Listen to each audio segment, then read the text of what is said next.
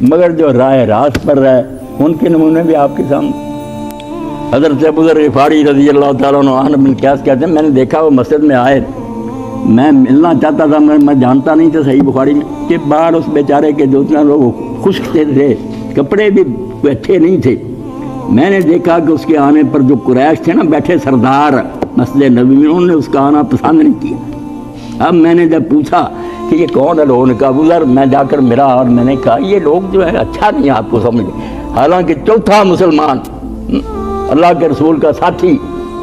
تو اس نے کہا میرا قصور صرف یہ ہے کہ یہ دنیا چاہتے ہیں، میں نے اسے روکتا ہوں کہ دنیا کے پیچھے نہ پڑو، یہ پہلی امتوں کو لے ڈوبی، تم بھی ڈوب جاؤ گے۔ میری یہ باتیں ان کو اچھی نہیں لگتی۔ مدینہ منورہ سے باہر ربضہ میں پھر چلے گئے، وہاں تنہا زندگی گزاری، ایک بیوی ایک بچی ساتھ، اور کوئی نہیں تھا۔ بیٹا جو تھا حضور کے زمانے میں شہید ہو گیا تھا۔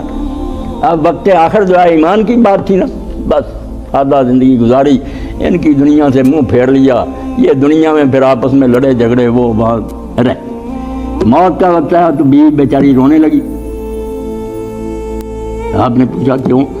اس نے کہا آپ کی زندگی جیسے تیسے گزر گئی، اب آپ فوت ہوں گے، میں عورت ذات کس طرح آپ کو غسل کفن دوں گی، کس طرح قبر کھودوں گی، کیسے دفن کروں گی؟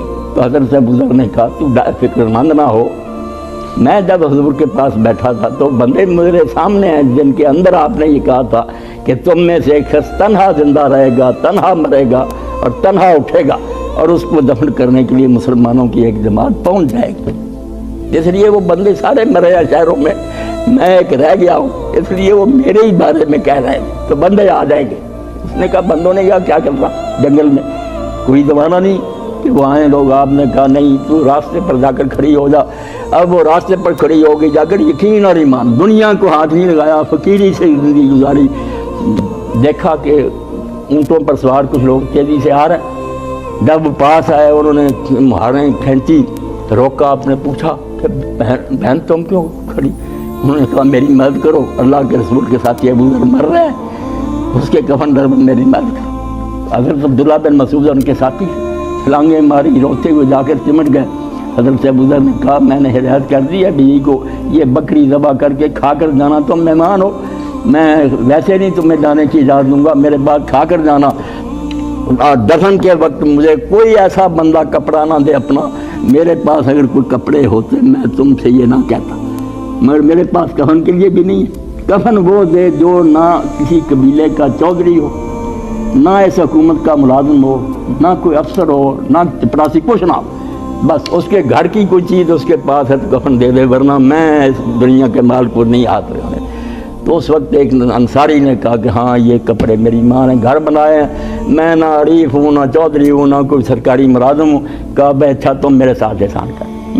تو دفن کر کے پھر کھانا کھا کر گھر، بعد میں حضرت عثمان کے پاس لے گئے، پھر بچی کو اور بیوی کو کہا یار ابو ذر مر گیا، اب ان دونوں کو مدینہ میں جگہ دے دو۔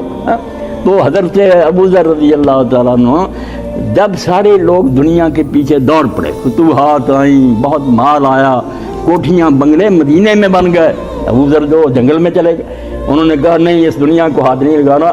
تو اب نام دنیا میں ان کا ہے، بس لوگ کہتے ہیں کہ یار ابو ذر جیسا بندہ حق گو نہیں پیدا ہوا، باقی جو عیاشیاں کرتے گئے مٹ مٹا گئے۔ اس لیے قرآن کہتا ہے کہ یہ چیزیں جن کے پیچھے تم پڑے ہوئے نا درپے ہو، یہ ساتھ دینے والی نہیں، فانی ہیں، زائل ہو جانے والی ہیں، مٹ جائیں گی، ان کے پیچھے نہ پڑو، بس ضرورت کی حد تک۔ میں یاد کے رکھتا ہوں کہ تھانی صاحب رحمۃ اللہ نے فرمایا دنیا کے کاموں میں اتنی دلچسپی لو جتنی تم باتھ روم میں جانے کے لیے رکھتے ہو، کہ جانا تو پڑتا ہے پخانہ کے لیے، پیشاب کے لیے، اس کے بغیر چارہ تو نہیں، مگر کہتے کوئی دل لگاتا ہے وہاں، بس اتنی دیر تک جاتا ہے جس میں کام بن جائے، اتنا اس سے تعلق رکھا کرو، باقی وقت جو ہے نا وہ اللہ کی یاد کے لیے، اس کے دین کے لیے، دوسروں کی خدمت کے لیے کرو وقت۔ یہ ہے نسخہ جو اللہ تعالیٰ میرے اور آپ کے دل میں اگر اتار دے تو ہماری زندگیاں سنور جائیں۔ وآخر دعوانا الحمدللہ رب العالمین۔